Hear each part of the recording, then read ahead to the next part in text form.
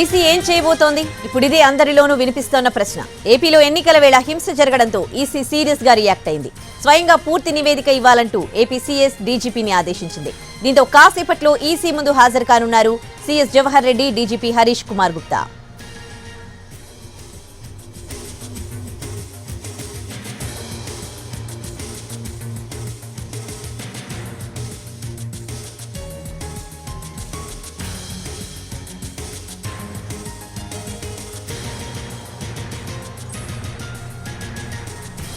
EC ఏం చేయబోతోంది? ఇప్పుడు ఇదే అందరిలోనూ వినిపిస్తోన్న ప్రశ్న. ఏపీలో ఎన్నికల వేళ హింస జరగడంతో ఈసీ సీరియస్ గా రియాక్ట్ అయింది.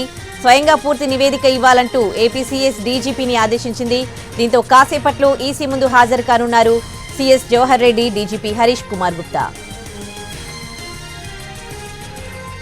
తెలుగు రాష్ట్రాల్లో మొదటిసారి సీఎస్ డీజీపీని ఈసీ ఢిల్లీకి పిలిపించడం చర్చానీయాంశంగా మారింది. వాస్తవంగా ఇప్పటివరకు ఉమ్మడి ఆంధ్రప్రదేశ్లో కూడా ఇప్పటివరకు ఏ సీఎస్ ను డీజీపీని ఈసీ ఢిల్లీకి పిలవలేదు. ఎన్నికల విషయంలో వివరణ కోరలేదు. సోమవారం ఎన్నికల రోజు పల్నాడు, రాయలసీమలో ఘర్షణలు జరిగాయి. ముఖ్యంగా 4 ప్రాంతాల్లో హింసాత్మక ఘటనలు చెలరేగాయి.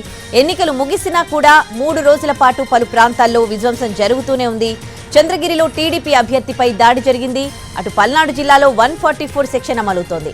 ఇలాంటి పరిస్థితుల్లో హింసను అరికట్టడంలో అధికార యంత్రాంగం ఎందుకు విఫలమైందంటూ ఈసీ సీరియస్ అయింది. ఢిల్లీ వచ్చి వివరణ ఇవ్వాలని ఆదేశించింది. ఇప్పటికే ఢిల్లీ చేరుకున్న సీఎస్, డీజీపీ కాసేపట్లో ఈసీకి వివరణ ఇవ్వనున్నారు.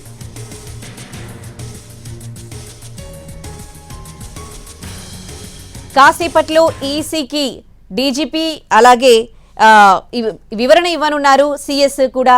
సో దీనికి సంబంధించి పూర్తి డీటెయిల్స్ మా ప్రతినిధి ప్రసాద్ అందిస్తారు ఢిల్లీ నుంచి.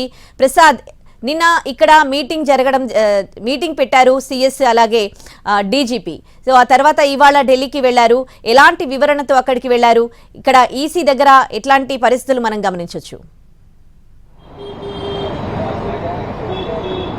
నిన్నంతా కూడా ఎప్పుడైతే కేంద్ర ఎన్నికల సంఘం ఆదేశాలు సమన్లు జారీ చేసిందో వెంటనే వ్యక్తిగతంగా వచ్చి దీనికి సంబంధించిన వివరణ ఇవ్వాలని, దానికి సంబంధించి అక్కడ స్థానికంగా ఏం జరిగింది, కారణాలు ఏంటి, వీటికి సంబంధించినటువంటి అంశాలంటే పూర్వాపరాలను కూడా చర్చించేందుకు సమీక్షా సమావేశాన్ని ఏర్పాటు చేశారు. అయితే వారికి వచ్చినటువంటి సమాచారం, వారికి అనుకున్నటువంటి అభిప్రాయాలను లిఖితపూర్వకంగా కేంద్ర ఎన్నికల సంఘానికి, అంటే రాజీవ్ కుమారు ప్రధాన ఎన్నికల కమిషనర్ ఉన్నారు, ఆయన నేతృత్వంలోని 2 కమిషనర్లు కూడా ఉన్నారు. ఒకరు సుఖబీర్ సింగ్, మరొకరు జ్ఞానేష్ కుమారు.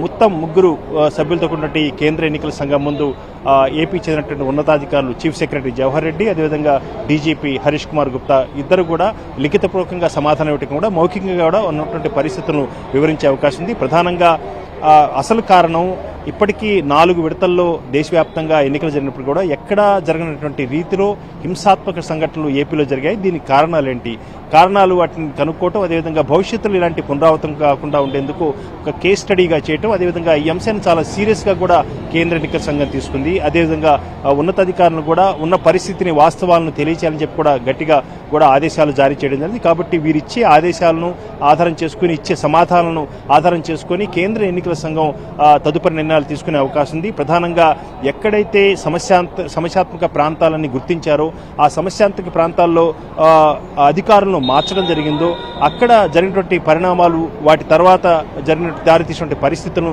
వీటన్నిటినీ కూడా ఈ ఉన్నతాధికారులు ఇద్దరు కూడా కేంద్ర ఎన్నికల సంఘానికి అందజేస్తారు. దీన్ని ఆధారం చేసుకుని నిర్ణయాలు తీసుకోవడం జరుగుతుంది. ప్రధానంగా ఈ సమస్యాత్మక ప్రాంతాల్లో ఇప్పటికే, అంటే సర్వసాధారణంగా అనాదిగా ఏళ్ల తరబడి ఇక్కడ ఫ్యాక్షన్ రాజకీయాలు ఉన్నాయి, అదేవిధంగా వర్గపోరు ఉంది. వీటన్నిటినీ కూడా ఆధారం చేసుకుని అక్కడ ఇలాంటి ఆవేశకావేశాలు, సంఘటనలు జరిగే అవకాశం ఉందన్న అంశంతో పాటు ఎన్నికల ముందుగా ఈ ప్రాంతాల్లో ఉన్నతాధికారులను, సిఐలను, అదేవిధంగా డీసీపీలను, డిఐజీలను, డిఐజీలను, అదేవిధంగా ఎస్పీలను కూడా మార్చడం జరిగింది. ఈ మార్చిన కారణంగా అక్కడ ఉన్నటువంటి ఈ అరాచక శక్తులు దీన్ని అడ్వాంటేజ్గా తీసుకొని దీనిపై ఇలాంటి హింసకు పాల్పడ్డారన్న అంశాన్ని పోలీస్ ఉన్నతాధికారి డీజీపీ వివరించే అవకాశం ఉన్నట్టుగా తెలుస్తుంది. ఈ కేంద్ర ఎన్నికల సంఘం బహుశా వచ్చే జూన్ 4వ తేదీన ఓట్ల లెక్కింపు ఉంది, అదేవిధంగా ఫలితాలు కూడా రాబోతున్నాయి. అప్పుడు కూడా ఇలాంటి సంఘటన జరిగే అవకాశం ఉంది. కాబట్టి మరింత కట్టుదిట్టమైన చర్యలు తీసుకోవాలని ఆదేశించే అవకాశం ఉంది. దాంతోపాటు ఇప్పుడు ఎక్కడైతే ఇలాంటి హింస చెలరేగి విధ్వంసం జరిగిందో ఆయా ప్రాంతాల్లో ఉన్నటువంటి పోలీసు అధికారులపై చర్యలు తీసుకోవాలని చెప్పి కేంద్ర ఎన్నికల సంఘం ఆదేశాలు జారీ చేసే అవకాశం ఉన్నట్టుగా తెలుస్తుంది. ఏదైనప్పటికీ కూడా ఇది ఒక కేస్ స్టడీ, ఈ మొత్తం ఎందుకు జరిగాయి వీటన్నిటి కూడా అధ్యయనం చేసిన తర్వాత కేంద్ర ఎన్నికల సంఘం తదుపరి నిర్ణయాలు తీసుకునే అవకాశం ఉందన్న మాత్రం తెలుస్తుంది. అతి త్వరలోనే దీనికి సంబంధించి కూడా ఆదేశాలు జారీ చేసే అవకాశం ఉంది. ప్రసాద్, అంటే 4 విడతలుగా చాలా రాష్ట్రాల్లో ఎన్నికలు జరిగాయి. ఈ నేపథ్యంలో కొన్ని చోట్ల ఇతర రాష్ట్రాల్లో కూడా అక్కడక్కడ చెదురుమదురు సంఘటనలు జరిగాయి. ఈ నేపథ్యంలో అంటే మిగతా రాష్ట్రాల్లో కూడా సంబంధిత అధికారులను పిలుస్తోందా ఇటువంటి ఘటనలు జరిగిన చోట, లేకపోతే కేవలం ఏపీకి సంబంధించిన అధికారులకే ఈసీ నుండి పిలుపొచ్చిందా? అంటే ఈ స్కేల్లో ఏపీలో జరిగిన రీతిలో మాత్రం ఎక్కడ కూడా విధ్వంసం జరగలేదు. అక్కడక్కడ చెదురుమదురు సంఘటనలు జరిగినప్పటికీ కూడా అక్కడ స్థానికంగా ఉన్నటువంటి రాష్ట్ర ఎన్నికల సంఘం ఎన్నికల కమిషనరు పిలిపించి మాట్లాడడం జరిగింది. తదుపరి చర్యలు తీసుకోవడం జరిగింది స్థానికంగానే ఆయా రాష్ట్రాల్లో.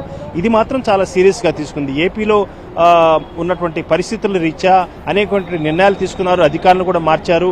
అయినప్పటికీ కూడా అక్కడ ఇలాంటి విధ్వంసము, హింస చెలరేగటం అన్నది ఎందుకు జరిగింది అన్న అంశాన్ని తెలుసుకునేందుకు కేంద్ర ఎన్నికల సంఘం ప్రయత్నం చేస్తుంది.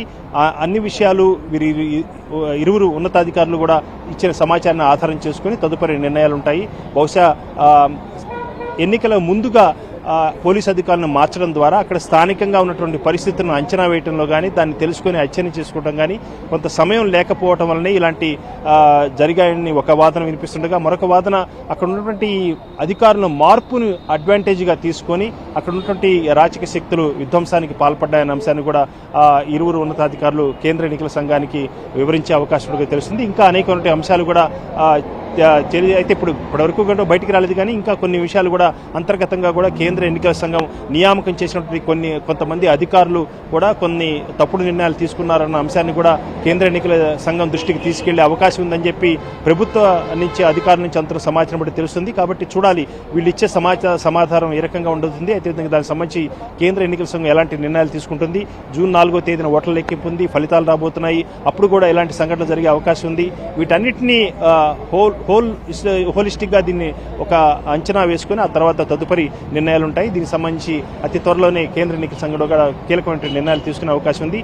అధికారులు ఇద్దరికీ కూడా మౌఖిక ఆదేశాలు కూడా జారీ చేసే అవకాశం ఉంది. Right, thanks for the updates Prasad.